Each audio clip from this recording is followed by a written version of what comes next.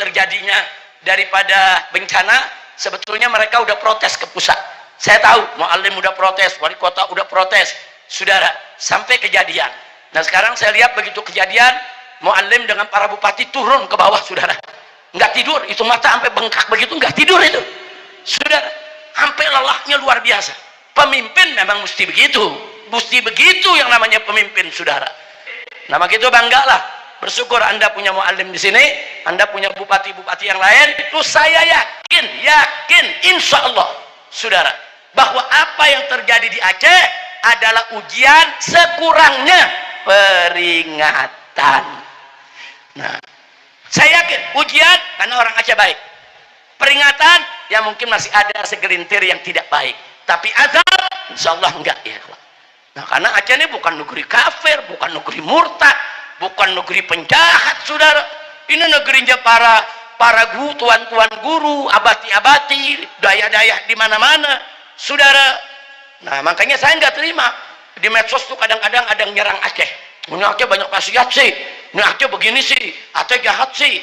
Oh saya nggak terima, kurang ajar itu orang, saudara. Kalau ngambil hadis ini nih, kita ngambil hadis ini nih, dari seluruh bangsa Indonesia, ujian yang paling berat adalah orang Aceh. Artinya apa, saudara? Kenapa paling berat?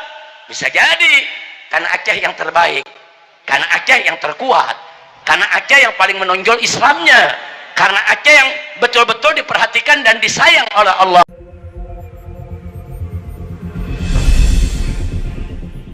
Urusan pemerintah ini kewajiban kita bersama. Kami di Jakarta, saya di Jakarta udah beberapa kali kita kirimkan pesan ke presiden, kita kirimkan pesan ke para menteri, kita kirimkan pesan ke DPR-nya, saudara, baik secara langsung maupun tidak langsung, bahkan kita angkat di mimbar-mimbar, saudara. Saya nggak peduli mereka mau marah, mereka mau tersinggung, mereka mau katakan Habib Rizik ini ekstrim, radikal, teroris, provokator. Enggak, saya nggak peduli, karena saya tidak ridho kalau ada satu rakyat di Indonesia yang tidak bersalah dizalimi. Nah, jangankan rakyat itu orang Islam, andai kata rakyat itu bukan Islam pun nggak boleh kita zalimi, saudara, apalagi kalau rakyatnya orang Islam, saudara. Nah jadi saya janjikan insya Allah pulang dari sini, dari apa informasi yang saya dapat ini semua, kita akan coba tuangkan lagi, nanti kita akan surati secara resmi. Waktu itu kita udah surati presiden, resmi kita kirim surat ke Bapak Presiden.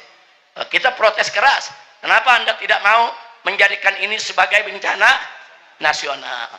Nah singkat saja, tadi siang saya juga ada mengisi di Aceh Utara dan Biren. Nah ada satu bagian yang saya mau ulangi di sini, saudara, hanya sekedar buat bahan pikiran kita semua, bahan pemikiran. Dulu tahun 1992 terjadi tsunami di Nusa Tenggara Timur, NTT. Hari ini terjadi tsunami, besok Presiden Soeharto langsung mengumumkan status bencana nasional. Begitu diumumkan, semua perangkat negara, semua instrumen pemerintahan turun kerja, bantuan luar negeri datang, dalam waktu yang singkat semua selesai. Itu tahun 92. Kemudian kita lihat tahun 2004 ketika terjadi tsunami di Aceh, sudah. Nah ketika terjadi hari ini tsunami Aceh, besok pemerintah, saat itu presidennya Pak SBY, langsung mengumumkan, wah ini bencana besar, nggak ditunda lagi, sebagai bencana nasional. Begitu diumumkan, banjir bantuan dari semua negeri, dari Malaysia, dari Brunei, dari Singapura, bahkan dari Timur Tengah, saudara. Nah saya masih ingat benar, dari FPI saja dulu kita menyalurkan, yaitu ada 50 perahu speedboat dari negeri Oman, saudara, untuk dibagi-bagi kepada nelayan yang ada di Melabu, saudara. Kita bagi-bagi semua. Sampai ini bantuan itu banjir, luber, sampai kita jadi bingung, ini mengurusnya bagaimana. Kenapa? Karena diumumkan bencana nasional. Nah sekarang kita tanya, lalu kenapa? Kok sekarang kan bencananya nggak kalah sama tsunami? Bahkan kalau dari segi wilayah, saudara, luasan sekarang. Nah dulu tsunami itu kan cuma wilayah Banda Aceh, Aceh besar sampai ke Melabu, saudara, nggak sedahsyat ini. Walaupun memang kita akui kalau bicara dari segi yang meninggal dunia waktu tsunami 2004 jauh lebih besar. hampir 150.000 orang yang meninggal dunia. Kami dari FPI sendiri, saya bawa laskar FPI 1.300 orang. Saya kumpulkan dari Jawa, dari Sumatera, Kalimantan, Sulawesi, kita bawa ke Banda Aceh. Kita sebar. Untuk apa? Untuk kita mengumpulkan mayat dan mengurusnya. Kita urus, kita masukkan ke kantong mayat, kita sholatkan, kemudian kita kuburkan, ya ikhwah. Nah, saat itu berat medannya, tapi karena diumumkan sebagai bencana nasional, kita kerjanya ringan. Saya bisa bawa 1.300 orang. Oh, bagaimana 1.300 orang? Kapal nggak punya, saudara. Nah, begitu diumumkan bencana nasional, kita cuma hubungi saudara Pelni, ini kita punya 1.300 relawan. Bisa gak bantu kita 1.300 orang ini dikirim ke Aceh? Disediakan 2 kapal, disediakan. Nah, jadi itu kalau bencana nasional semua bergerak. Tapi kalau nggak diumumkan bencana nasional, ya begini, saudara, kondisinya. Jadi seolah-olah hanya bencana lokal biasa, cukup yang ngurusin pemerintah daerah setempat. Paling-paling dari pemerintah pusat cuma ngebantu begitu aja, saudara. Jadi ini sudah kita protes. Nah, baiklah, muncul pertanyaan. Ada yang tanya, Habib, kenapa ya kok dulu 92 NTT tsunami diumumkan, 2004 tsunami Aceh diumumkan bencana nasional, kenapa sekarang kok enggak? Nah, saudara, inilah yang saya mau sampaikan, yang tadi sudah saya sebutkan waktu di mana tadi sore kita di Biren, ya. Kalau masalah bencana ditarik-tarik ke urusan politik, ya begini jadinya, saudara. Urusan bencana tuh nggak boleh ditarik ke politik. Urusan bencana itu urusan kemanusiaan. Bagaimana cara kita membantu? Nggak usah cerita politik, saudara. Nggak usah cerita kepentingan. Pemerintah pusat nggak usah cerita apa yang bisa diambil dari Aceh. Enggak. Ini bukan saatnya, saudara. Nah, tapi setelah saya pelajari dengan kawan-kawan, oh, pantes kok tsunami Aceh diumumkan, giliran ada bencana nggak kalah besar nggak diumumkan. Saudara, kalau diumumkan bencana nasional, memang bantuan asing datang besar-besaran, tapi yang datang bukan hanya bantuan aja, jurnalisnya juga datang, penulisnya juga datang, penelitinya juga datang, bahkan anggota-anggota departemen parlemen mereka ikut datang. Nah, kalau mereka datang, orang-orang barat tuh usil, kalau udah datang mau tahu, ini kenapa begini? Nah, dari mana nih air datang? Nah, kenapa ini bisa ada lumpurnya? Itu akan mereka telusuri, saudara. Nanti begitu mereka telusuri, oh, ada hutan yang digundulkan. Mereka akan foto, mereka bawa alat, bawa drone, bawa segala macam, saudara. Nanti kalau mereka udah tahu, ini perusahaan yang mana? Ditelusuri lagi, itu perusahaan milik siapa? Nah, diselidiki lagi, itu izinnya dari mana? Itu nanti keungkap. Mana pejabat yang terlibat, saudara? Ini yang mereka takut, saudara. Nah, lalu kenapa waktu tsunami di Aceh kok mereka nggak takut? Karena tsunami di Aceh itu ombak dari laut, nggak ada manusia yang salah. Kan ombaknya datang dari laut, nggak ada yang salah. Ada yang salah nggak? Nggak ada, ombak dari laut datangnya. Kalaupun diselidiki siapa yang salah, ya siapa yang nepok ombak, saudara. Nah, kira-kira jelas nggak, Pak? Bu, jelas, Bu, ya? Beda dengan bencana banjir bandang, saudara. Ini datangnya dari gunung. Ada apa? Ada yang nakal di sana, ada yang gunduli hutan, ada yang tambang-tambang ilegal, saudara. Nah, pantas pada saat tsunami di Aceh spontan langsung jadi bencana nasional. Begitu sekarang mereka takut.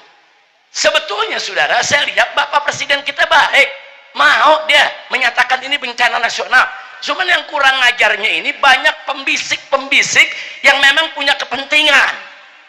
Kepentingan apa? Mereka terlibat dalam penggundulan hutan.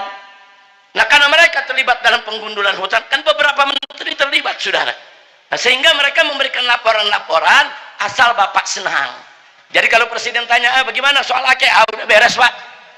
Udah beres, Pak. Mayat-mayatnya begini, udah ketemu semua, udah dikuburkan, Pak. Lalu bagaimana lumpur-lumpur? Udah rapi, Pak, udah dikerok itu, Pak. Udah beres, Bapak udah nggak usah khawatir lagi. Listrik bagaimana? Udah rapi, ya listrik semua udah nyala. Lah, kan ada menteri yang bohong kemarin ini depan Presiden. Itu tahu lagi namanya. Jangan sebut nama, tapi yang disebut benar. Bukan Presiden tanya, bagaimana listrik? Udah beres? Beresin, Pak. Nah, Bapak Presiden kita gampang percaya sama orang-orang di sekitarnya, saudara. Nah, akhirnya inilah yang terjadi. Nah, maka itu kemarin dari FPI sendiri kita surati langsung, minta Presiden untuk menyatakan bencana nasional. Saya teriak di atas mimbar, saudara. Bahkan kita marah habis di atas mimbar. Rekamannya bisa lihat. Ada di IBTV, saudara. Ada apa? Mereka nggak mau untuk nyatakan bencana nasional. Akhirnya ribut, punya ribut. Nah, kemarin ada jalan tengah, saudara. Kemarin kabinet, para menteri duduk dengan DPR RI. Begitu duduk dengan DPR RI, akhirnya sepakat dibentuk Satgas, saudara, Satuan Tugas Penanggulangan Bencana Nasional untuk Aceh dan Sumatera. Dia nggak sebut bencana nasional, enggak. Cuma disebutnya ini adalah Satgas Penanggulangan Bencana dengan skala nasional. Nah, saya sempat tanya kepada pimpinan DPR yang di Jakarta, ini maksudnya apa nih? Ini maksudnya bagaimana? Jadi mereka akan bikin kantor di Aceh. Jadi di Aceh akan dibikin kantor, nanti orang-orang pusat, saudara, baik dari DPR-nya maupun dari menterinya, mereka akan berkantor di Aceh sampai pemulihan itu selesai. Nah, saya bilang kalau memang betul seperti itu, ini kabar baik buat kita, tapi mesti kita kawal. Nah, kadang-kadang kita dikasih kabar begitu udah seneng aja, tahu-tahu nggak ada buktinya. Nah, sementara ini saya dapat kabar seperti itu. Ini kabar lumayan baik. Terus saya protes juga, tapi percuma. Saya bilang kalau ini berjalan sementara bantuan asing di stop, percuma. Kita protes karena kemarin Presiden mengatakan kita nggak butuh, kita mampu, nggak usah pakai minta bantuan luar negeri, kita malu. Oh, saya protes, kenapa jadi malu, saudara? Kalau ngutang malu, kalau ngutang malu, kalau korupsi harus lebih malu. Nah, ini kan orang ngebantu, saudara, kita sampaikan. Nah, tapi alhamdulillah kemarin Presiden berubah lagi. Kemarin Presiden mengatakan, siapa tuh yang nolak bantuan asing? Bodoh itu. Alhamdulillah. Maksudnya bodoh mungkin bahlul kali. Kan bahasa Arabnya bahlul kan. Kira-kira jelas, Pak, ya. Nah, jadi ada perkembangan baik walaupun belum dinyatakan bencana nasional, tapi kalau Satgas ini kita kawal betul-betul dia kerja, betul-betul bantuan dalam maupun luar negeri itu keluar, insya Allah itu akan menjadi solusi. Tapi jangan mudah percaya, Pak, Bu, ya. Nah, saya akan terus awasi ini. Di Jakarta akan terus saya awasi, saya dorong, saya korek sampai betul-betul ini bekerja sebagaimana kita harapkan, insya Allah. Baik, yang berikutnya, ini berikutnya Ustadz kita, Masya Allah nih, Tengku pertanyaannya, ini kira-kira ini bencana ada kaitannya nggak nih dengan kemunkaran? Nah, ini kira-kira nih nanti terulang lagi ya nih, ini yang namanya apa namanya bencana, saudara. Bencana kalau menimpa seseorang atau menimpa suatu masyarakat, ini ada pembagian yang berbeda. Saya bicara perorangan dulu. Kalau kita bicara perorangan, bencana itu bisa menjadi ujian, bisa menjadi peringatan, bisa menjadi azab.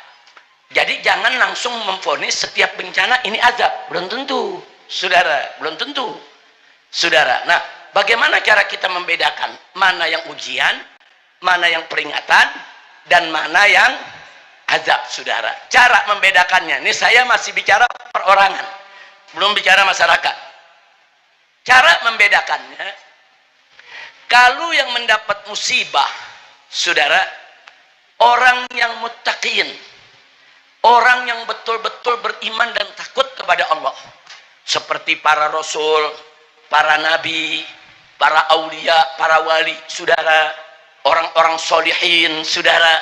Kalau mereka ini kena musibah, maka dipastikan musibahnya adalah ujian. Loh, kenapa? Karena memang mereka orang-orang suci, ada di sisi Allah, nggak berbuat dosa. Jadi bukan azab buat mereka, ujian. Nah, kalau pertanyaannya kenapa mereka diuji, saudara, liraf'i darajatihim indallah, untuk mengangkat derajat mereka di sisi Allah. Nah, makanya para nabi kita lihat semakin luar biasa ujiannya, saudara, semakin tinggi kedudukan di sisi Allah, sampai ada istilah ulul azmi minar rusul, saudara. Nah, itu nabi diuji oleh Allah. Tapi kalau nabi, rasul, wali diuji, itu adalah musibah dia dapat, itu adalah ujian. Nah, sekarang yang kedua, saudara, peringatan. Nah, peringatan itu bagi siapa? Bagi kaum muslimin. Saudara, kaum muslimin secara umum. Saudara, kalau ada orang Islam, dia muslim. Saudara, dia baik, tapi kadang-kadang dia masih sekali-sekali suka ninggal sholat, sekali-sekali suka ngebentak orang tua, sekali-sekali masih ada aja maksiat yang dia kerjain. Saudara, nah yang seperti ini kalau dapat musibah, musibah itu adalah peringatan. Kenapa diberi peringatan? Karena Allah masih sayang sama dia. Kalau Allah nggak sayang, nggak pakai dikasih peringatan, langsung diazab ya kawan. Allah kasih peringatan. Untuk apa dikasih peringatan? Agar dia insaf, agar dia sadar. Nah, kalau dia sudah sadar, dia insaf, maka kebaikannya dia lebih tingkatkan, keburukannya dia stop, dia nggak kerjain lagi.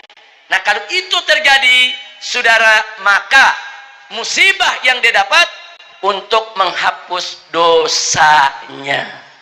Nah, yang begini ini dosanya dihapus, asal dia sadar, dia tobat, kembali ke jalan Allah, saudara. Nah, insya Allah umat Islam ini kalau dapat musibah, ya kalau nggak ujian, ya peringatan ya kawan. Mudah-mudahan, amin ya rabbal alamin. Nah, sekarang yang ketiga, lalu kapan itu musibah jadi azab?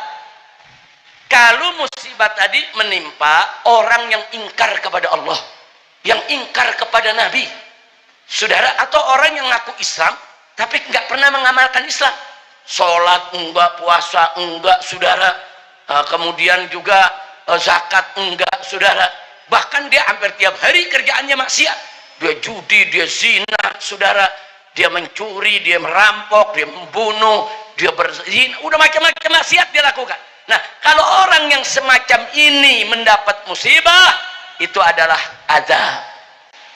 Nah, bukan ujian, bukan peringatan, itu adalah azab yang Allah dahulukan di dunia ini, sementara azab akhirat asyad, lebih keras lagi dan menanti dia pada nantinya. Na'udzubillah min dzalik. Cuman ada yang lucu nih Pak, Bu. Ada yang lucu.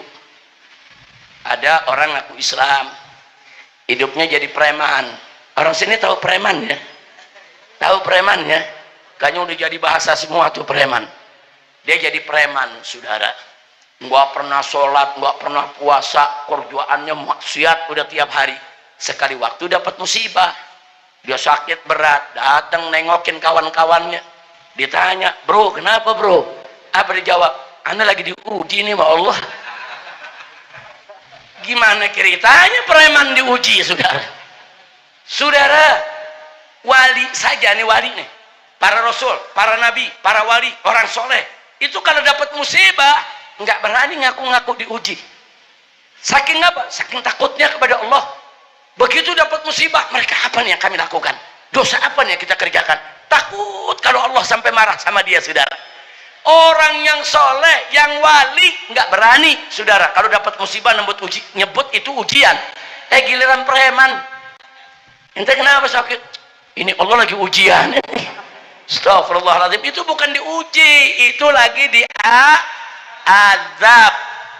Nah, masih untung kalau begitu diazab, dia masih panjang umur, ada kesempatan untuk dia bertobat. Kalau nggak panjang umur, makanya mati su'ul khatimah. Na'udzubillah min dzalik. Nah, itu saya ingin menunjukkan soal apa itu makna musibah secara perorangan.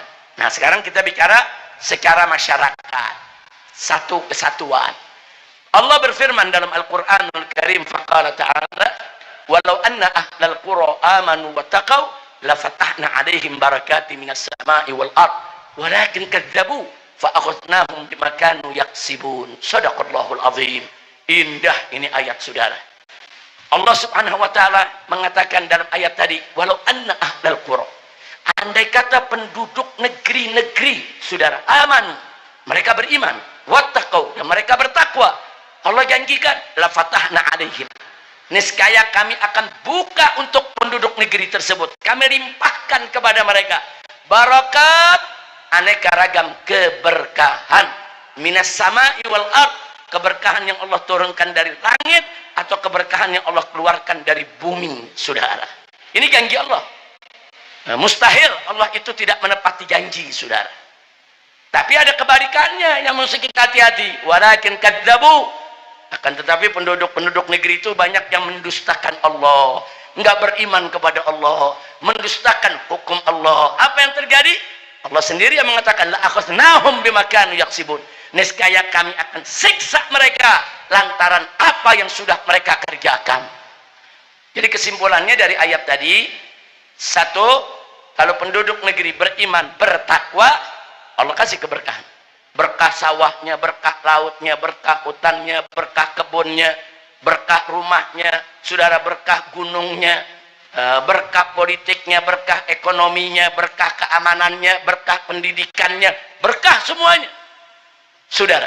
Tapi kalau coba-coba nggak beriman dan nggak bertakwa kepada Allah, saudara, maka Allah akan siksa mereka. Nah, makanya kembali kepada pertanyaan tadi, ini kira-kira yang di Aceh ini masuk yang mana nih, saudara? Nah, tentunya kita nggak bisa main tuding, saudara, nggak bisa. Itu perlu pembelajaran mendalam, itu perlu dilihat. Tapi kalau saya lihat secara zahir, saudara, memang di Aceh maksiat ada, memang di Aceh juga kemunkaran ada. Tapi secara zahir yang saya lihat, dengan adanya konon syariah di Aceh ini, secara umum jauh lebih baik dibandingkan tempat-tempat yang lain, saudara. Secara umum saya lihat kok mata kepala saya sendiri, bagaimana perempuan-perempuannya pada pakai jilbab, pakai hijab, menutup dia punya auratnya, saudara. Begitu juga yang lelakinya, anak kecilnya aja pada pakai piki, saudara. Di mana-mana kita lihat, walaupun di jalan. Nggak sampai di situ, pesawat-pesawat terbang, saudara. Itu dari Jakarta ke Banjarmasin, Jakarta ke Manado, Jakarta ke Makassar, kemana tempat, saudara, nggak ada tuh pramugari pakai jilbab. Tapi coba kau dari Jakarta turun di Aceh, pada pakai jilbab nggak? Semua pramugari pakai, yang nggak pernah pakai jilbab ya pakai ya kok. Nah itu dahsyatnya konon syariah itu, saudara. Alhamdulillah. Nah, melihat dari itu saya yakin insya Allah, saudara, bahwa apa yang terjadi di Aceh adalah ujian, sekurangnya peringatan. Nah, saya yakin ujian karena orang Aceh baik, peringatan ya mungkin masih ada segelintir yang tidak baik, tapi azab insya Allah enggak ya. Nah, karena Aceh ini bukan negeri kafir, bukan negeri murtad, bukan negeri penjahat, saudara. Ini negerinya para guru, tuan-tuan guru, abati-abati, daya-daya di mana-mana, saudara. Nah, makanya saya nggak terima di medsos tuh kadang-kadang ada yang nyerang Aceh. Ini Aceh banyak maksiat sih, ini Aceh begini sih, Aceh jahat sih. Oh, saya nggak terima, kurang ajar itu orang, saudara.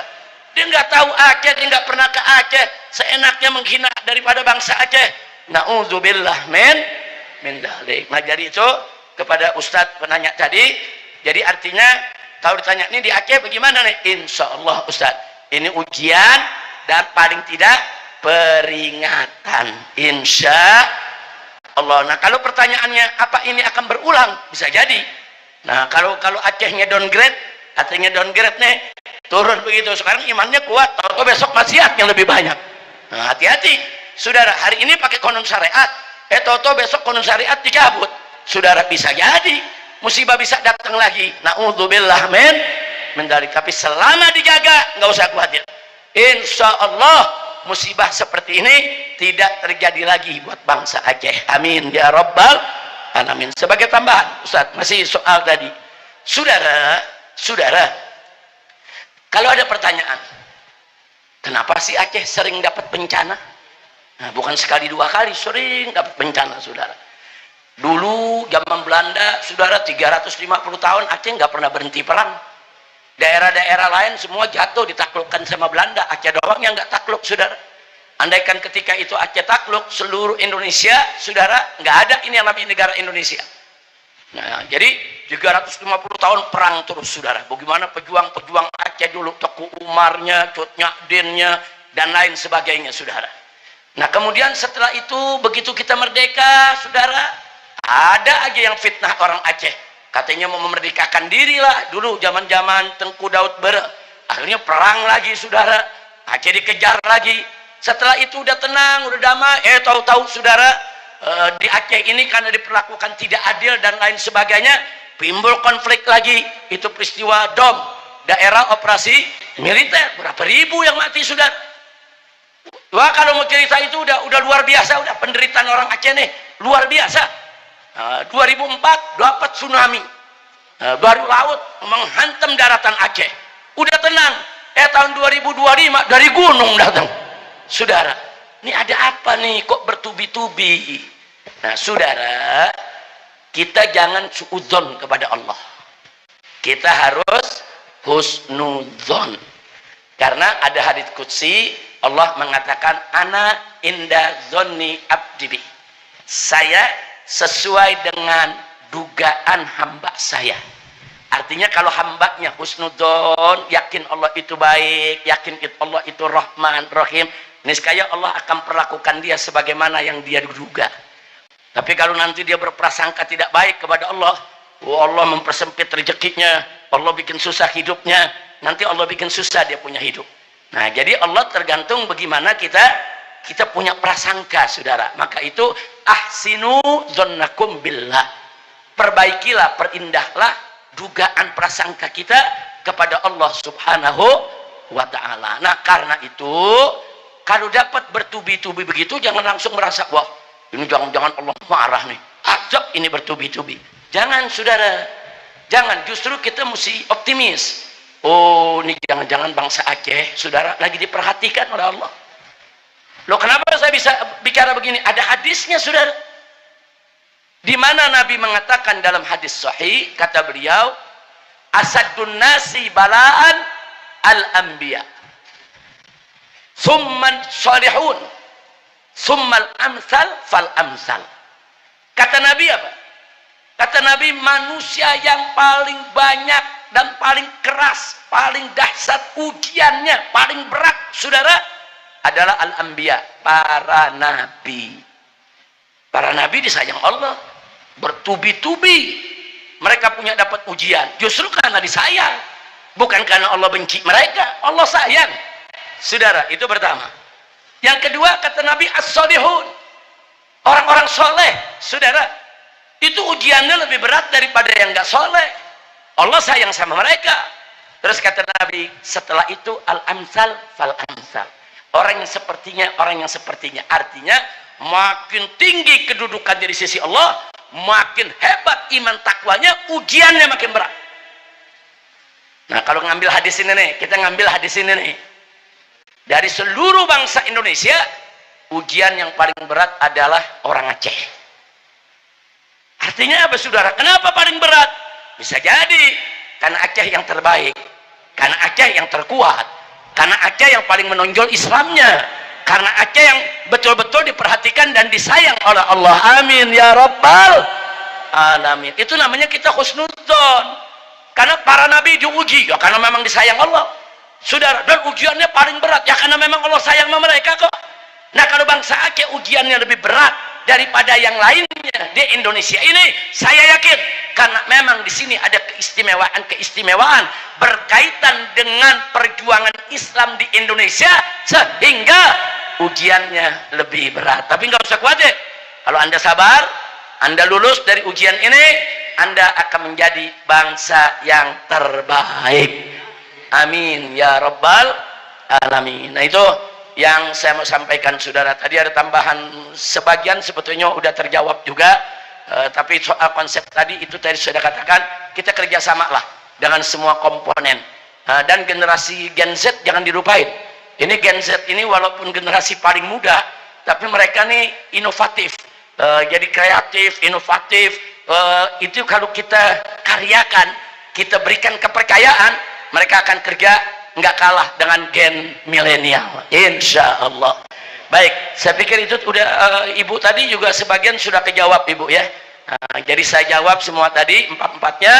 Mudah-mudahan manfaat untuk kita. Silakan lanjut kalau masih ada yang mau bertanya sebelum kita tutup. Ada satu yang masuk, Habib, dari Syekh Tu dari Nisam. Beliau bertanya, mungkin ini keadaan kita sedang musibah, Lantas bagaimanakah cara untuk Aceh kembali seperti sedia kala tanpa harus menggadang-gadangkan kalimat merdeka? Mungkin itu pertanyaannya Habib yang masuk satu. Mungkin langsung bisa dijawab. Saudara, bukan Anda saja yang teriak merdeka, saya juga teriak merdekanya lebih keras. Merdeka! Tapi tanya dong, merdeka apa nih, Beb? Kalau yang belakang langsung bilang merdeka Aceh. Nah, saya mau ajak semua masyarakat di Aceh, saudara. Saya mau ajak, saudara. Ini yang dijajah bukan bangsa Aceh saja.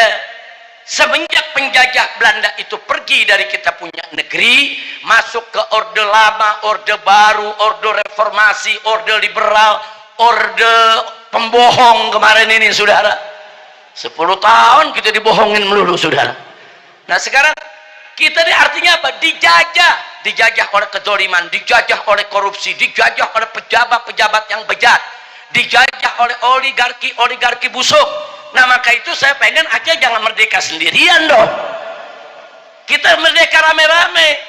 Saudara, bagaimana Anda, saya pengen orang Aceh ikut berjuang bersama-sama. Bahkan saya minta Aceh yang menjadi lokomotif perjuangan, Aceh yang berada paling depan, pintu gerbang masuknya Islam di Indonesia. Aceh ini justru menjadi kunci kemerdekaan Republik Indonesia, saudara.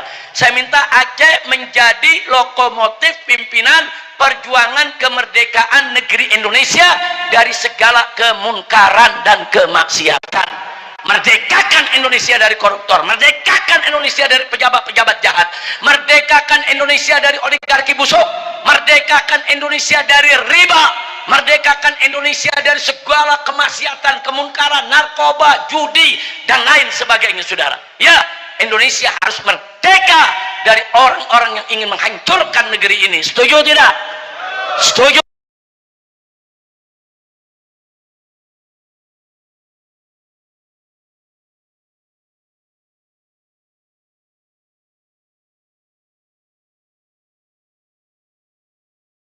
Anti korupsi. Saudara, nah terus saya berjuang sama siapa? Nah, jangan, kita bareng-bareng kita merdekain Indonesia. Jadi nggak usah khawatir, teriak terus merdeka. Nah, tapi bukan Aceh merdeka.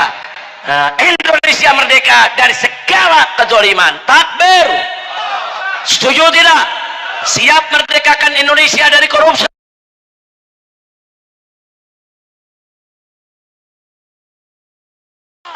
Siap merdekakan Indonesia dari segala kemaksiatan dan kemunkaran. Takbir.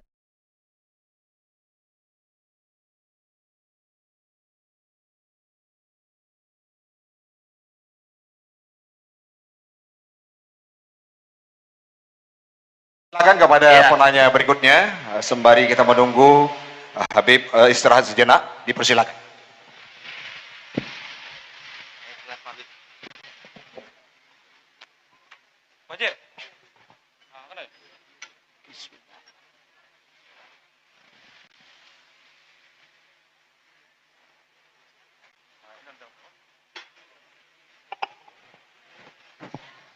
Assalamualaikum warahmatullahi wabarakatuh. Waalaikumsalam warahmatullahi wabarakatuh. Ahlan wa sahlan ya Habibana Imam Besar umat Islam. Dengan penuh rasa hormat pada malam yang sangat berbahagia ini, dialog maupun curhatan bangsa Aceh sudah sebenarnya Habib dari dulu kami sangat ingin yang seperti ini. Kami rakyat Aceh, lebih-lebih milenial muda ini, ingin bersuara, ingin bersandar, ingin menyuarakan isi hati kami bangsa Aceh. Maka Habib, dari arahan Habib tadi, bimbingan Habib, singkat saja,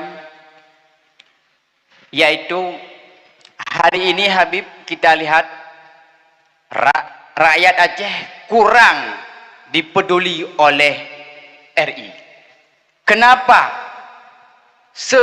Kalau bahasa kasarnya, kenapa sejahat itu mereka terhadap bangsa Aceh? Apa yang disembunyikan? Padahal isi bumi kami yang diangkat. Hanya sekian Habib. Terima kasih. Takbir. Allahu Akbar. Emang kalau generasi muda ya, nah, kalau nanya tuh saudara, singkat, padat, nusuk dalam. Alhamdulillah. Nah saudara, memang ada problem yang kita harus selesaikan bersama. Maaf, saya lihat memang pemerintah pusat, saya lihat, mudah-mudahan dugaan saya tidak benar. Tapi saya merasa pemerintah pusat ini banyak curiga. Curiga dengan segala pergerakan masyarakat di Aceh. Kenapa? Karena trauma. Nah sebetulnya kan yang trauma bukan hanya pemerintah pusat, justru orang Aceh yang trauma. Trauma dengan DOM dulu saudara. Nah tapi saya lihat pemerintah di sana juga trauma.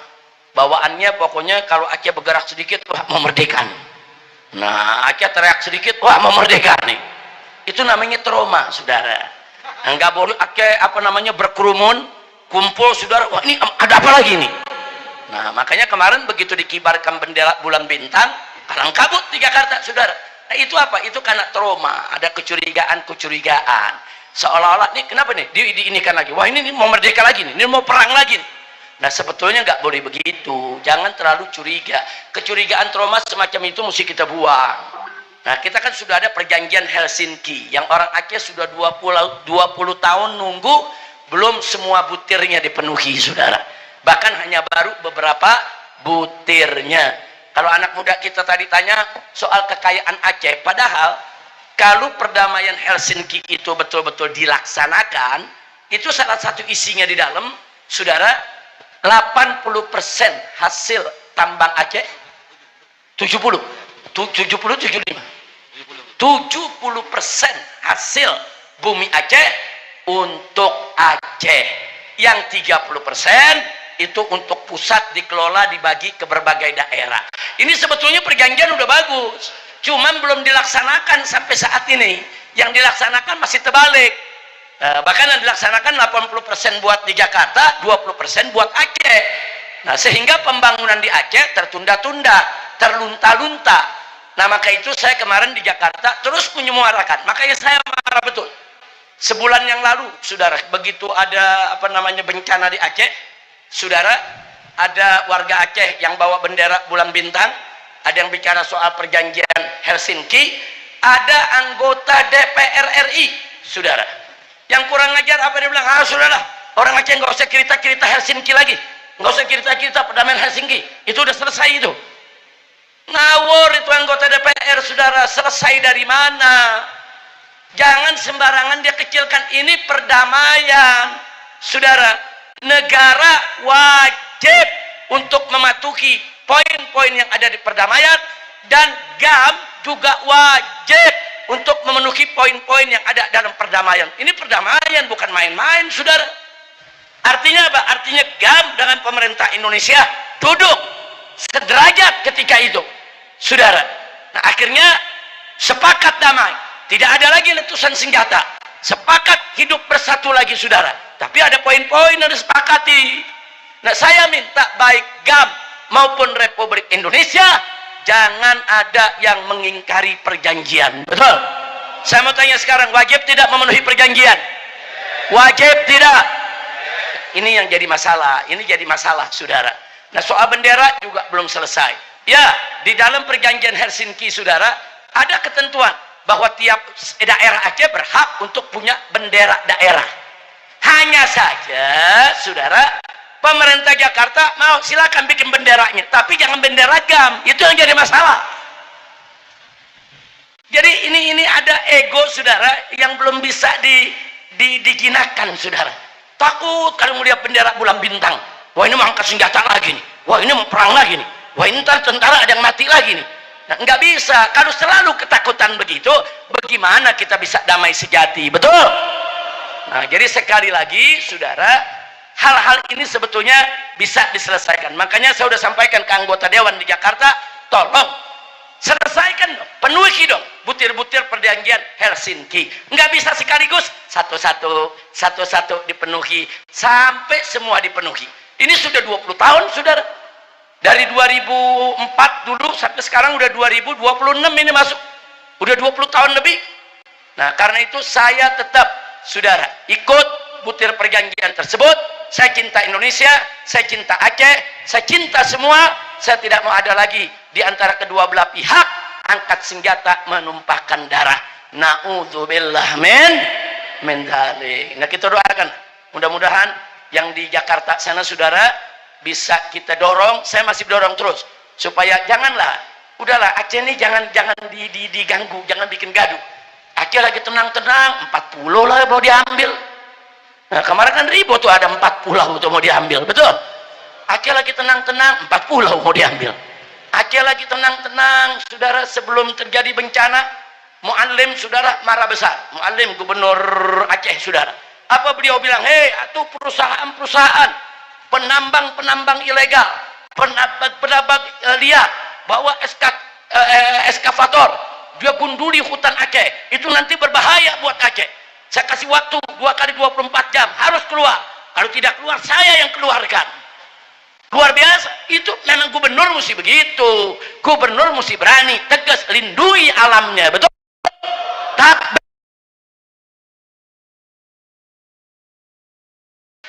Karena memang yang namanya hutan digunduli, saudara, pasti akan mendatangkan bencana. Oh, orang Jakarta jawab, ya tapi kan ini hasil bumi mesti dinikmati. Ini kan yang namanya emas mesti dinikmati. Ini kan pemberian Allah. Masa kita nggak boleh gali emas? Masa nggak boleh gali nikel? Bukan nggak boleh, ada aturannya. Ada aturannya, ada regulasinya. Oh, mau tambang emas di daerah mana? Pelajari dulu. Membahayakan masyarakat atau tidak? Oh, ini membahayakan, nggak boleh. Oh, di sana nggak membahayakan, silakan. Nah, cara ngatur izinnya juga diatur, ada regulasinya, saudara. Jangan setiap orang dikasih izin, digunduli Aceh ini, diambil minyaknya, diambil emasnya, diambil nikelnya. Kan kurang ajar, saudara. Orang Acehnya sendiri masih banyak yang belum dapat kerjaan. Ternyata kekayaan Aceh udah diambil oleh orang-orang asing maupun oleh orang-orang yang luar dari Aceh, betul?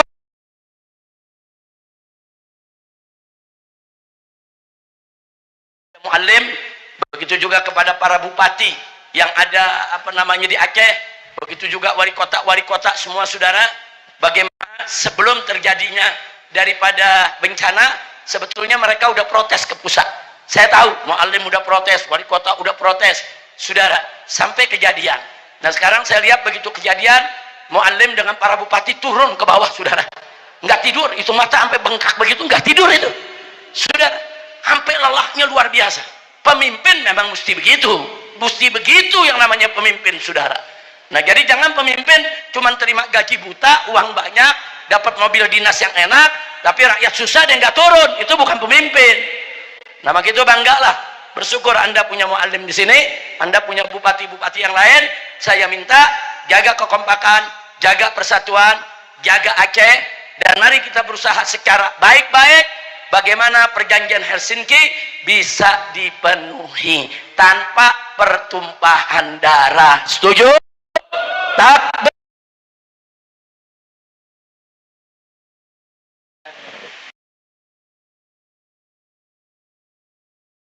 Setelah Anda perhatikan beberapa tahun ini, ternyata kunci permasalahan di Indonesia ini ada di Naga 9, Beb. Itu sumber masalah.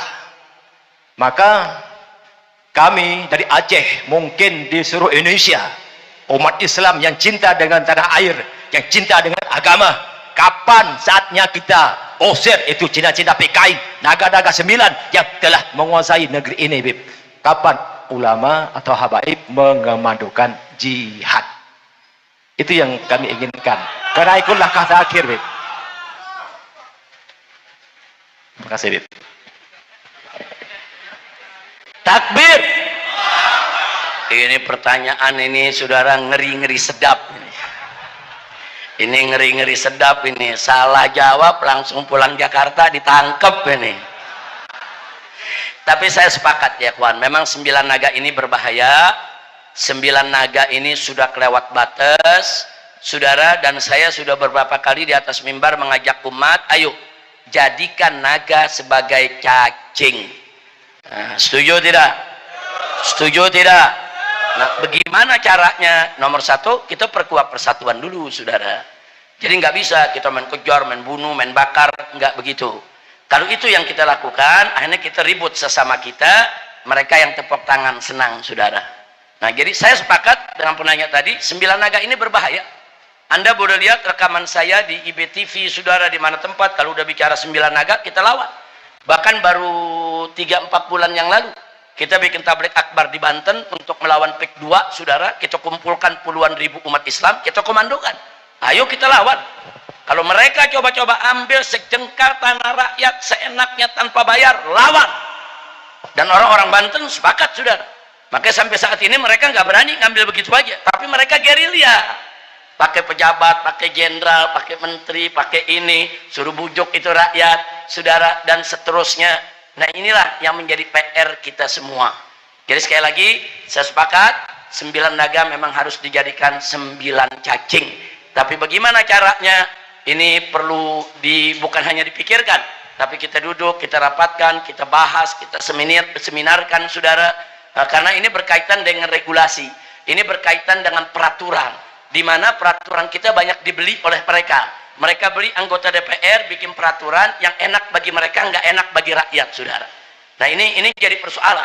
Jadi perangnya bukan perang dengan senjata saja, tapi ini perangnya dengan pemikiran, perang dengan strategi, perang dengan politik. Saya kasih contoh satu saja, saudara, sebelum saya akhiri.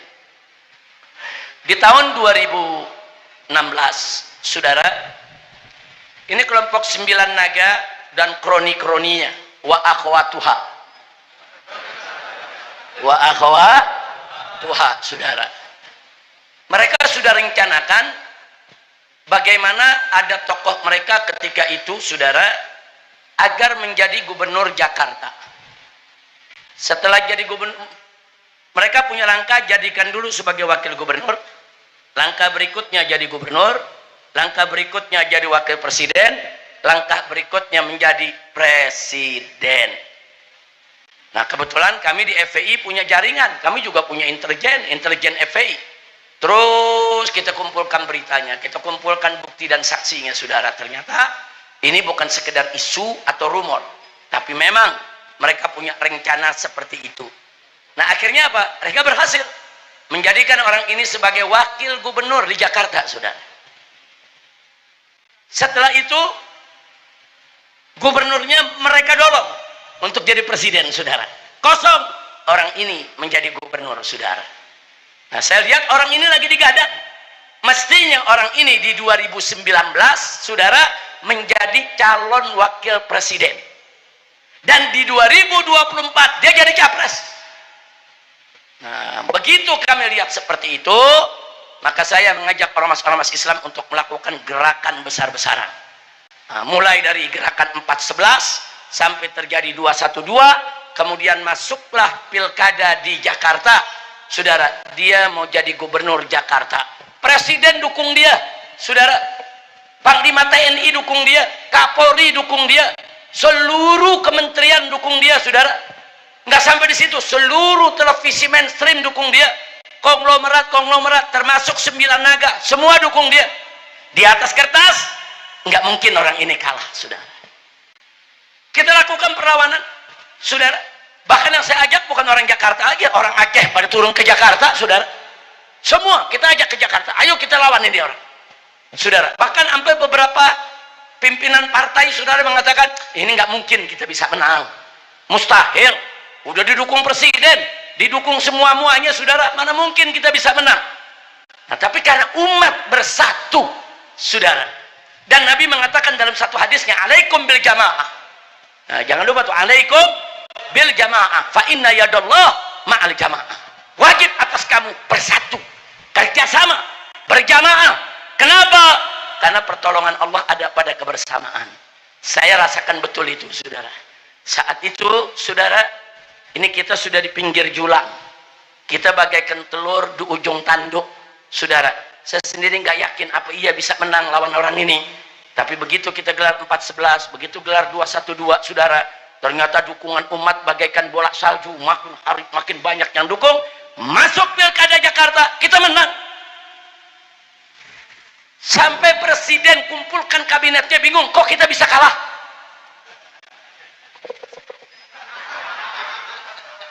duitnya udah triliunan, dia kalah saudara, karena sakit hati kalah.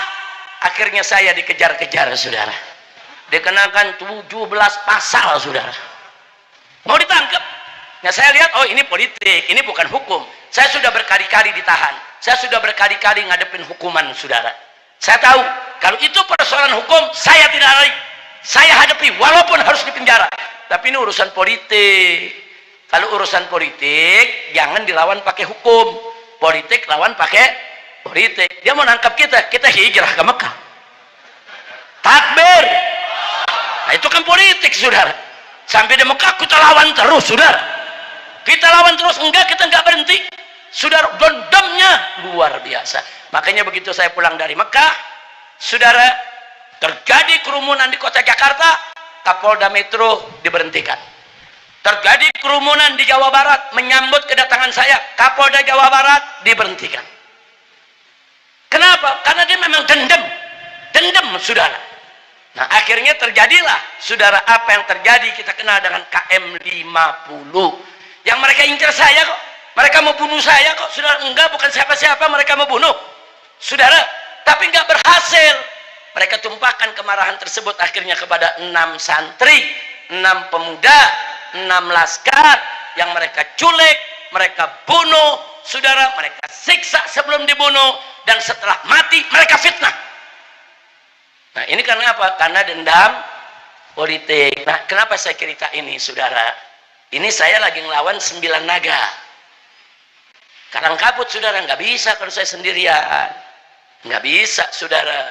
Nah saat itu saya dikejar saudara, bukan hanya dikejar, FPI-nya dibubarkan saudara, pengurusnya ditangkepi saudara, termasuk Habib Hanif ikut ditangkep saudara, penjara nemenin mertua. Alhamdulillah Habib Hanif nemenin mertua saudara. Saya ditahan 2 tahun, Habib Hanif setahun lumayan, nyantren lagi dia di sana. Nah jadi ini saya cerita begini, itu salah satu resiko kalau kita melawan 9 naga. Enggak, kita nggak takut saudara, nggak takut. Cuman saya minta nih sama orang Aceh, kalau besok kami dari Jakarta memberikan komando saudara untuk bangkit perang melawan 9 naga, siap tidak? Siap tidak? Siap tidak? Takbir.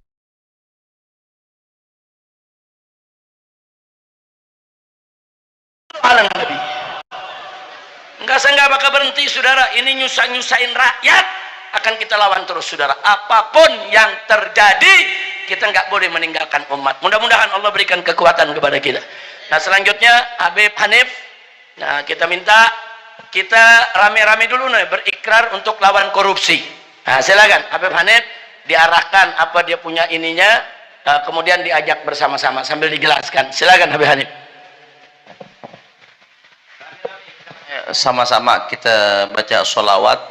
Ya sholawatnya sholli wa sallim daiman ala ahmada wal ali wal ashabi man qad wahada. Itu populer masyhur, tapi nanti di setiap bait-baitnya kita akan bacakan bait-bait syair yang beliau tulis. Nanti semuanya bicara soal bangkit melawan korupsi. Di akhir-akhir setiap qasidah ada kata-kata korupsi, kita teriak sama-sama, siap bangkit lawan korupsi? Halo, siap hajar korupsi? Siap ganyang korupsi? Takbir. Salli wa sallim daiman. Silakan ikut.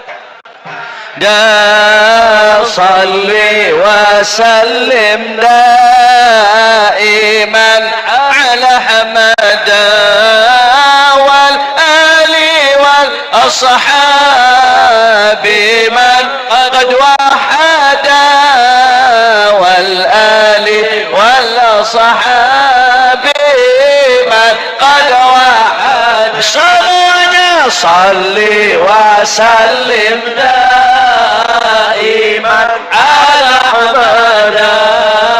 Salli wa sallim daiman ala hamada wal ali wal ashabi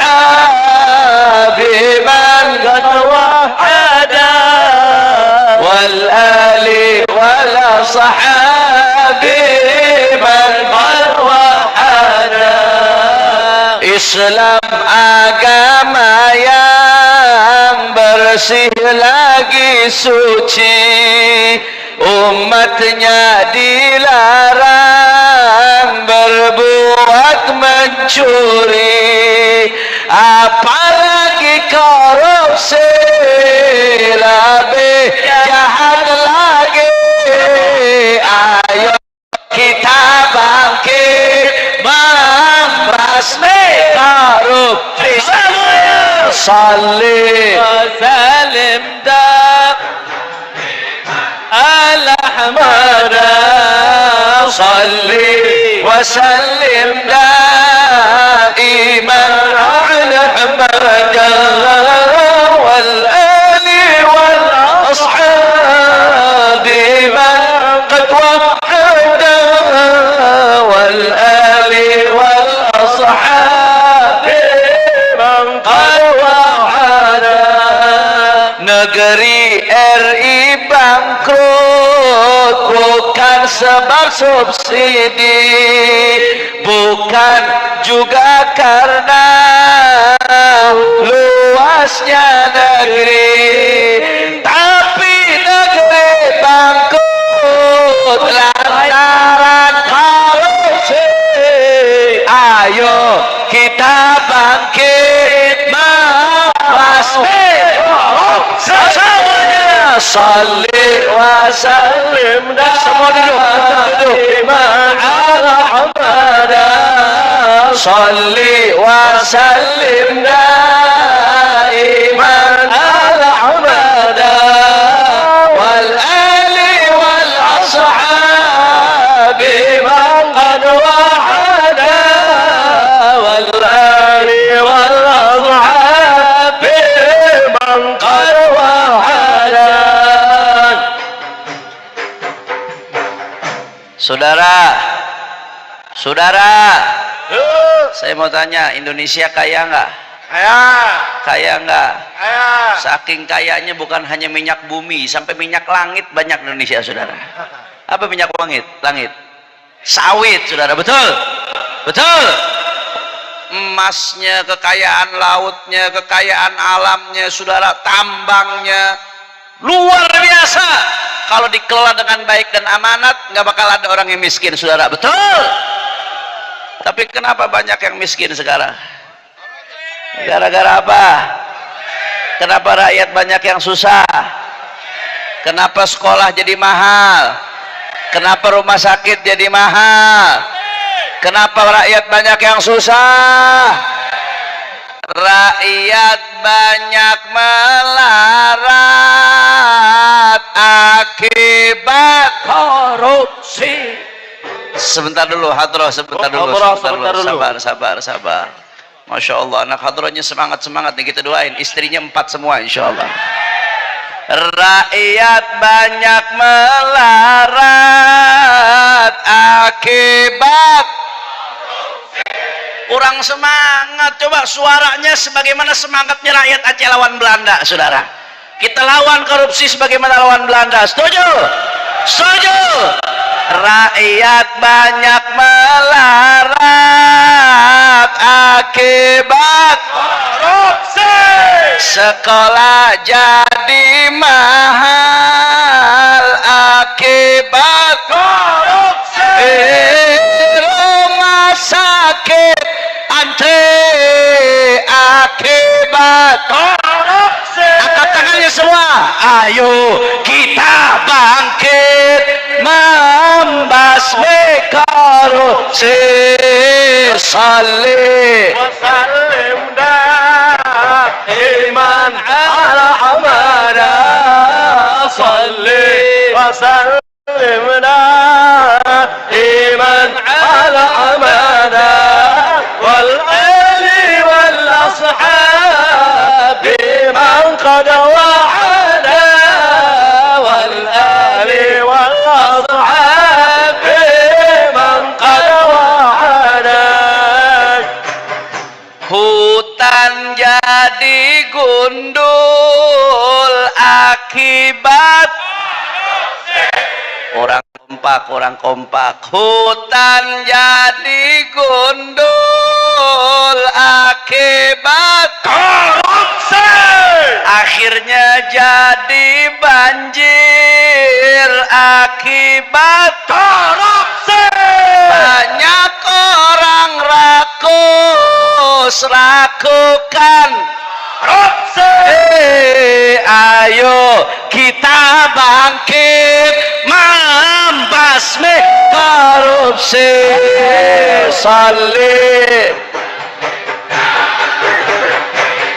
Ahmad, salli wa sallim daiman ala Ahmad wal ali wal ashab man qad wahada wal ali wal ashab man qad wahada. Miskin makin miskin makin miskin akibat korupsi. Susah makin susah akibat korupsi. Kacau makin kacau akibat. Angkat tangan semua, ayo kita bangkit membasmi korupsi. Salli wa sallim daiman ala Ahmad, salli sallim daiman ala Ahmad wal ali wal ashab man qad wahada wal ali wal ashab man qad wahada. Semua Aceh siap bersatu, siap lawan korupsi, siap ganyang para koruptor. Takbir, Allahu Akbar, Allahu Akbar. Allahumma salli wa sallim wa barik alaihi. Alhamdulillah ya ikhwan, malam hari ini walaupun belum banyak, saya sudah mendengar sebagian curhatnya orang Aceh, bagaimana kecewanya orang Aceh, dan bagaimana orang-orang Aceh ini, saudara, tidak boleh sembarangan, saudara, untuk tidak dipedulikan. Maaf Pak Bu ya, saya pernah ditanya orang, Habib, orang Aceh itu sebetulnya bagaimana sih dia punya hatinya?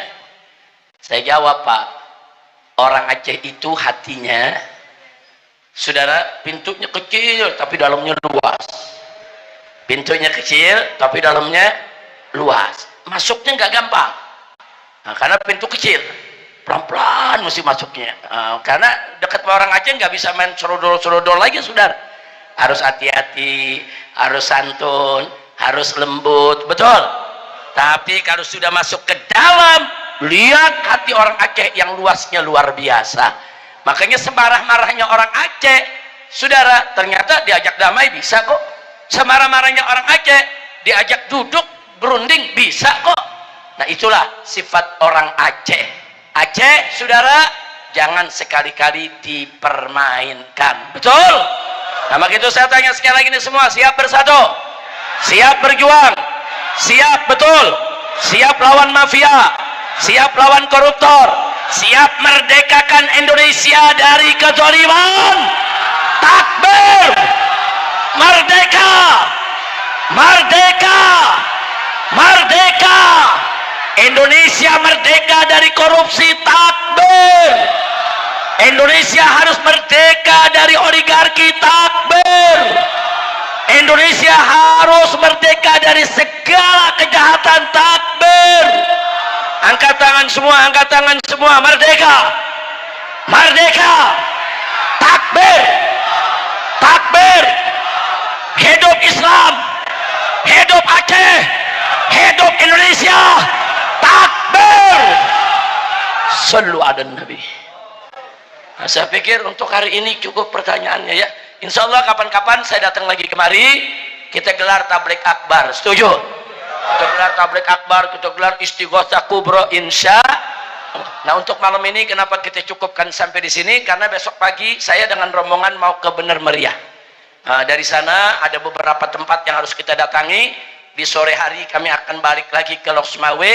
Tapi nanti di Loksmawe malam itu juga kami akan turun, saudara, untuk menuju Simpang Ulim, kemudian juga mau ke Aceh Tamiang, saudara, kemudian mau ke Langkat juga tempat bencana.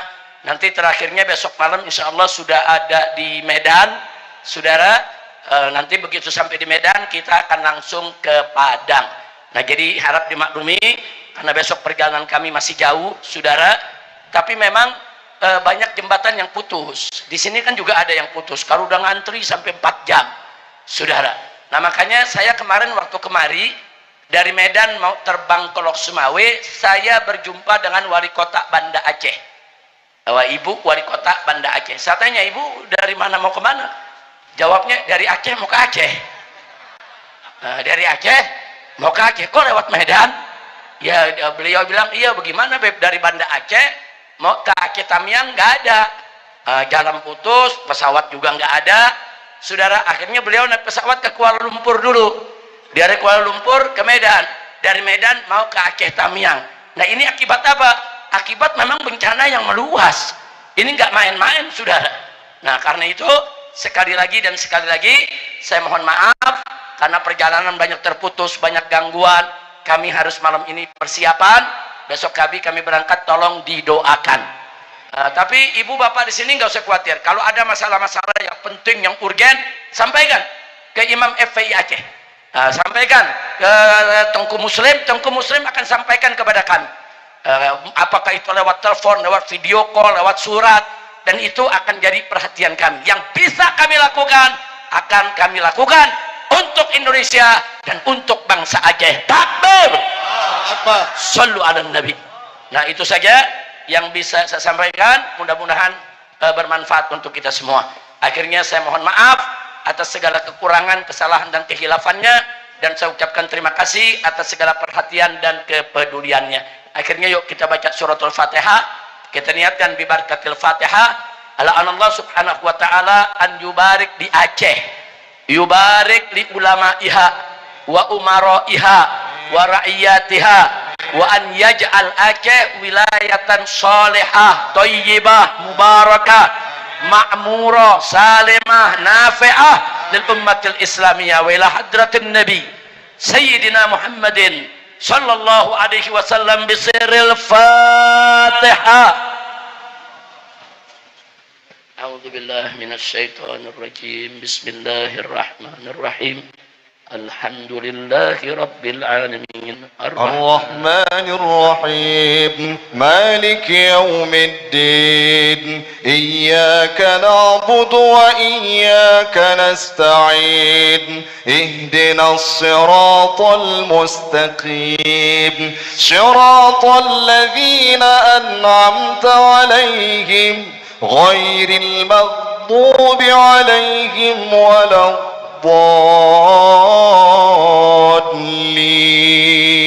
Rabbi ighfirli wa li walidayya amin. Bismillahirrahmanirrahim. Allahumma lakal hamdu syukra wa lakal mannu fadla bi rahmatika nas'alu bi jahi nabiyyika natawassal fa natujih ilaika bi salafina salihin nas'aluka bi anwaril Fatihah wa asraril Fatihah wa bihaqqi man unzilat alaihi suratil Fatihah habibika nabiyyina Muhammadin sallallahu alaihi wa alihi wa sahbihi wa sallam. Allahumma inna nas'aluka al-afwa wal afiyah wal mu'afata ad-da'ima fid dini wad dunya wal akhirah. Allahumma arhamna warhamil muslimin. Allahumma adfa'anna wa 'anil muslimin wa khususan an ahli Aceh wa Sumatra. Allahumma arfa'anna jami'an al-waba wal bala wal ghala wal mihan wal fitan ma dhahara minha wa ma batan innaka ala kulli syai'in qadir. Allahumma anzil alaina wa ala ahli Aceh wa Sumatra khususan rahmataka wa maghfirataka wa barakataka wa nusrataka ya khairan nasirin ya khairan nasirin. Allahumma a'izzal Islam wal muslimin wa qawwil Islam wal muslimin wa ansuril Islam wal muslimin. Allahumma ansuril mujahidina fi Filistin. Allahumma waffiqhum Allahumma waffiqhum lin najah wal falah wal istiqamah fid din wad dunya wal akhirah. Allahumma arzuqhum nasran aziza wa fatham mubina wa khalasan jamila wa fatham mubina wa imaman adila wa baladan amina birahmatika ya arhamar rahimin wa biquwwatika ya qawiyyu ya matin ya qawiyyu ya matin. Allahumma hariril masjidal aqsa min yadil yahudil ghasibin. Allahumma raji'il masjidal aqsa ila aidil muslimin. Allahumma alaika bil yahud wal israil was sahayina wa awanihim. Allahumma farriq jam'ahum wa shattit shamlahum mansik wahdatahum wa kharrib quwwatahum wa zalzil aqdamahum fadamirhum tadmira innaka ala kulli syai'in qadir. Allahumma ij'al biladana bilada Indonesia biladan islamiyatan aminatan mutmainnah ghaniyatan ma'muratan mardiyatan 'indaka birahmatika ya arhamar rahimin. Allahumma amitna 'alal iman, Allahumma amitna 'alal islam, Allahumma amitna 'alal ihsan, Allahumma amitna 'alal qawli la ilaha illallah.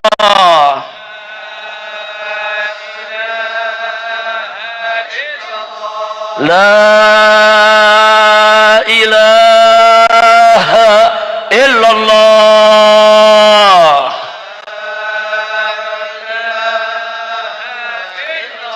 La ilaha illallah.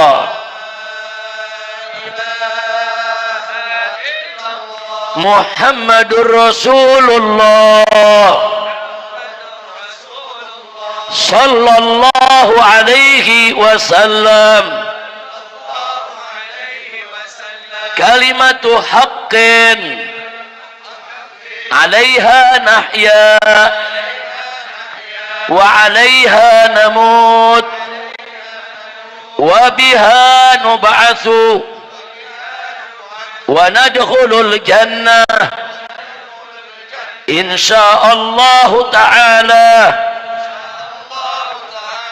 minal aminin. Ya Allah biha ya Allah biha ya Allah bi husnil khatimah ya Allah biha ya Allah biha ya Allah bi husnil khatimah ya Allah biha ya Allah biha ya Allah bi husnil khatimah. Wa sallallahu ala sayyidina Muhammadin nabiyil ummi wa ala alihi wa sahbihi wa sallam bi fadli subhana rabbika rabbil izzati amma yasifun wa salamun alal mursalin walhamdulillahi rabbil alamin.